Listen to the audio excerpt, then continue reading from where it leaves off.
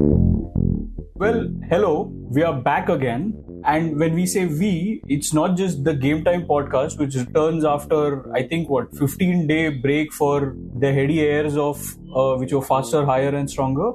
After we'd taken a break from our regular programming for Pod of the Rings, we are back with the Game Time podcast. And also back is Miss Vinesh Phogat, who's returning to India as we speak. She's just landed at the Delhi airport where she's getting a massive welcome worthy of a royalty or a gold medalist in a sense. And we have two reporters basically tracking her as she goes from Delhi to her village in Balali. But well, since we are talking about being back again, we also have Mr. Mihir Vasavda who's back again, who's left the heady, windy streets of Paris and is back at Not at all windy, huh? Just like fake news. I mean, it just feels thoda sa matlab aisa romanticized, windy, But anyway, like getting fact checked on your own podcast is not very nice, but okay, fine. Mihir is back from the not at all windy streets of Paris to the slightly lazy streets of Thane. And he's not been given a royalty welcome or a king's welcome or anything, even though he did exceptional stuff for the Olympics. Mihir, welcome back. I mean, forget welcome. I was given a harsh reality check here, Amit, because the moment I got off at Mumbai airport, there wasn't Uber that was easily available. So I took an auto. Then I sat in an auto and the auto guy was like, कि आपको metre से नहीं ले जाएंगे, आपको सीधा जो भी आप decide कर लेंगे fare हम. So I fought with him and I changed the auto because well, that's like a proper welcome actually. It was a reality check after all the alternate universe ka feeling that we were getting for the last 3 weeks wherever we were following the games. But yeah, glad to be back. Well, if that is what you call a reality check, रुक जा थोड़ा, तेरे को जब bill submit करना पड़ेगा ना reimbursement के लिए, that will be your real reality check. Well, yeah, I know, dreading it already.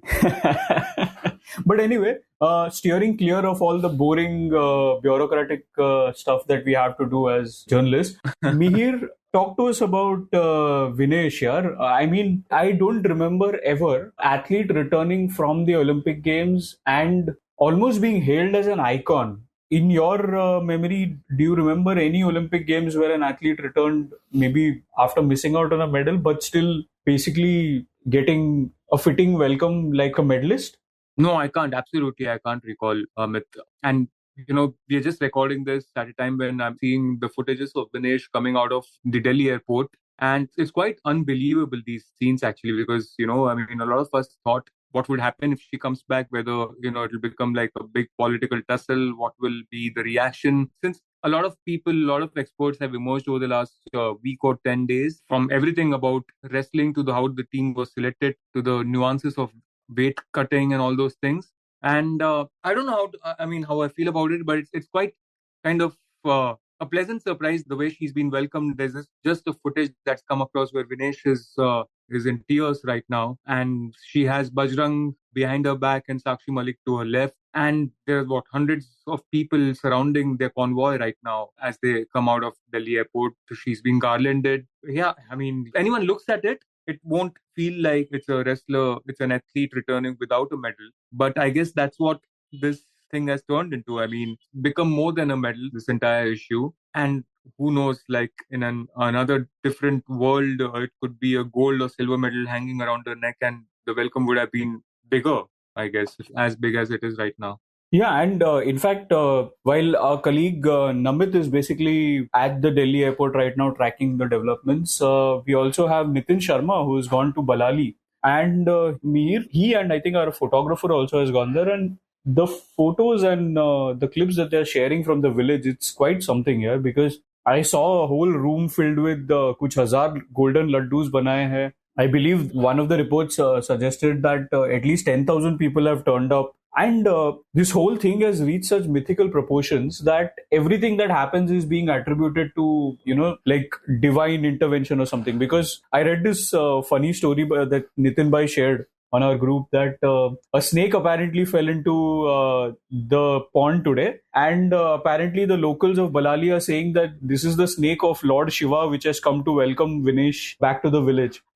I know village hai to thoda sa like mystical cheeze things get attributed to, but this is quite something. I mean, I honestly don't remember any athlete getting this kind of a welcome except maybe Neeraj when he had come back with a gold medal right now. But Mihir, just wanted to take you back through those drama-filled days in Paris, where I'm assuming a lot of your days revolved in like watching the sporting action, but also kind of keeping your ears and nose. I mean, nose as in your nose for news and all of that. I mean, I'm just saying that it was also centered on trying to figure out what is happening with Vinesh. Will she get upgraded? Will she get a chance to fight? Why has she been disqualified? All of those things. Just talk to us about how you covered this event, because I believe you were one of the first journalists to break the story. And since then, it's been a relentless cycle of news and intrigue and drama. And as you said, thousands upon thousands of experts on everything from weight cuts to international courts to Indian politics or to how things work in India and all of that. And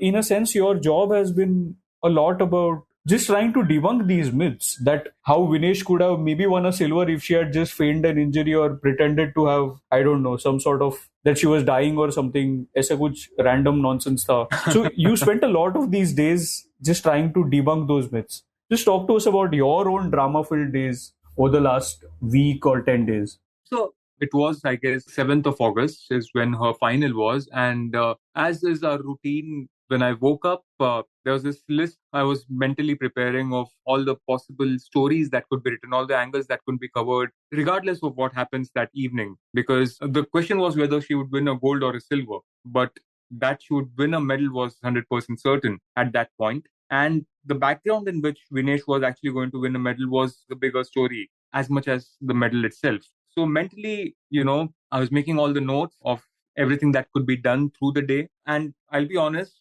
how she would cut the weight and how she made it to the final was one of the stories planned, because the earlier night, I was in touch with one of her entourage members who happened to mention that she was a couple of kilos over. And they weren't too stressed because it wasn't the first time something like this had happened. And they were fairly confident of, things falling into place by the time the weigh-in takes place the next morning at 7:15. So at back of the mind, you had this thing that, weight cut, regardless, would be a story because it had been a story even when Vinesh qualified for the Olympics.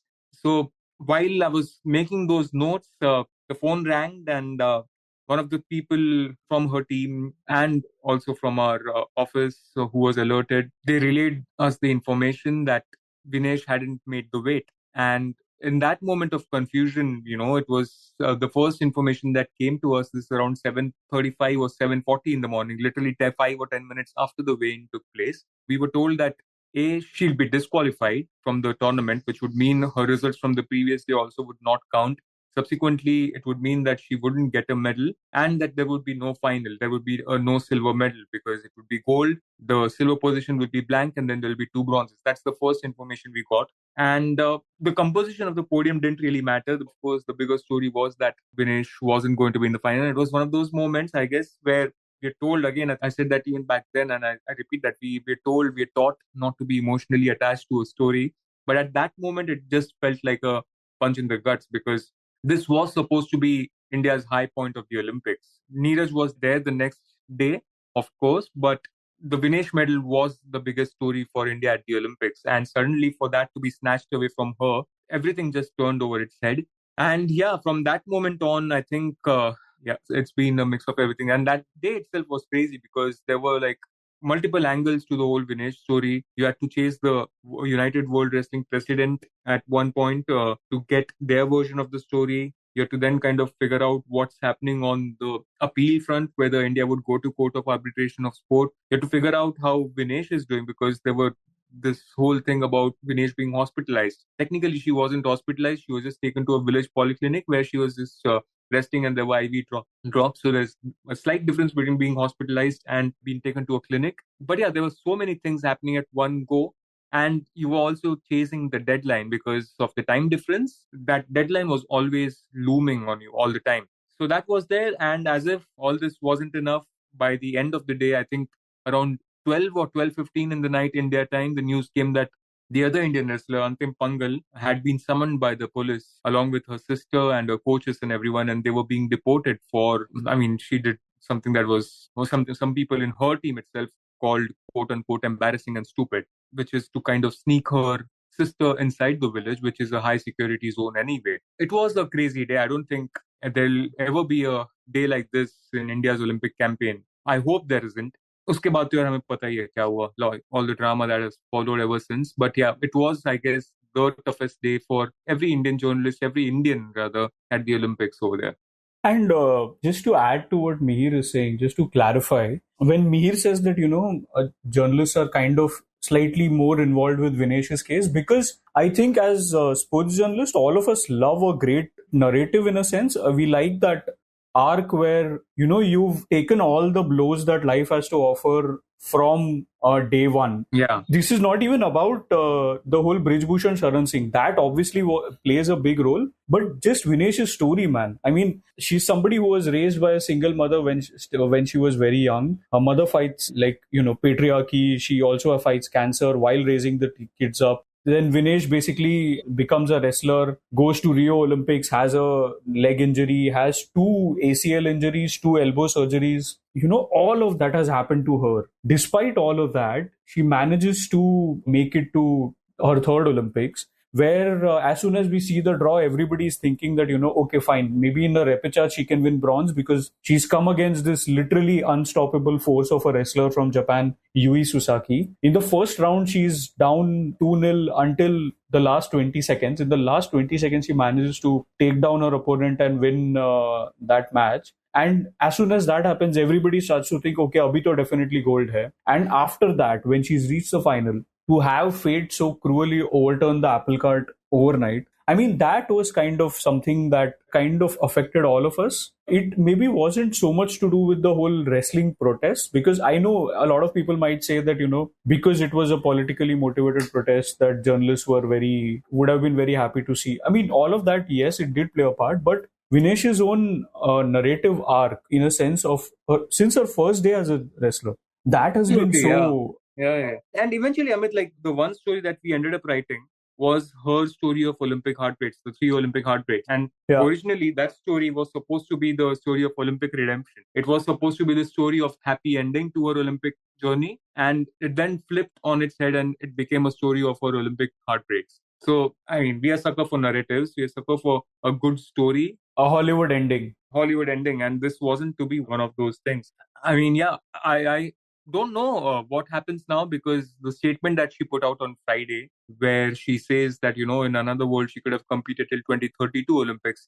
And looking at the pictures right now, the welcome that she's getting right at the moment, and if she gets in the right frame of mind, who knows? She's left that bit slightly open-ended about her retirement now. So I have a feeling that she could be convinced to return to the mat if she has it in one last fight. Yeah. And I think, Mihir, just one thing I wanted to also mention. I know a lot of times when it comes to athletes taking a political stance, like things tend to get very black and white. Like you are either right wing, left wing, yeah, liberal, or whatever it is. Like there is an open fight. But in Vinesh's case, I think when that happened, one of the first statements that came out was from the Prime Minister, where he said that, you are a champion among champions, and how, the setback kind of hurts, and she epitomizes resilience and all of that.